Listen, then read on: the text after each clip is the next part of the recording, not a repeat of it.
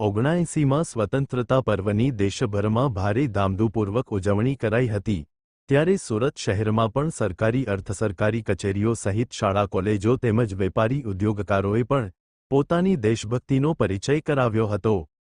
ત્યારે સુરતનું ગૌરવ સમાન અને ગુજરાત સહિત દેશભરમાં અગ્રેસર એવા કેપી ગ્રુપ દ્વારા પણ સ્વતંત્ર પર્વની ઉજવણી થઈ હતી। કેપી હ્યુમન ડેવલપમેન્ટ ફાઉન્ડેશને ભટાર સ્થિત કેપી હાઉસ ખાતે સ્વતંત્ર દિવસની ઉજવણી વિવિધ સાંસ્કૃતિક કાર્યક્રમ સાથે કરી હતી। દેશભક્તિના ગીત, નૃત્ય અને વિવિધ એકજૂથ થવાની રમતો સાથે વિશેષ પ્રકારે 79માં સ્વતંત્ર દિવસની ઉજવણી કરવામાં આવી હતી।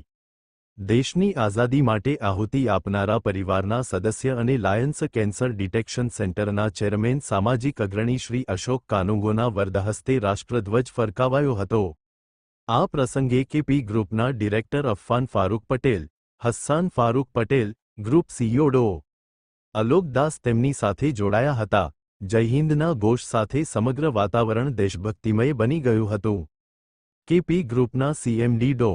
ફારૂક પટેલે શુભેચ્છા સંદેશો આપતા કહ્યું હતું કે દેશની આઝાદી ખૂબ જ બલિદાન સાથે મળી છે અને આપણે તિરંગાની શાન આજીવન જાળવી રાખીએ અને દેશની સેવા વિવિધ સેવાકીય પ્રવૃત્તિ થકી ઉન્નતિ સમૃદ્ધિ થકી કરતા રહીએ તે જરૂરી છે। અશોક કાનુંગોએ પોતાના પ્રાસંગિક પ્રવચનમાં કહ્યું હતું કે મારા પરિવારમાંથી મારા બે દાદાજીને અંગ્રેજોએ ફાંસી આપી હતી। તેમના જેવા અનેક બલિદાનોને કારણે આજે આપણે ખુલ્લી હવામાં શ્વાસ લઈ રહ્યા છીએ।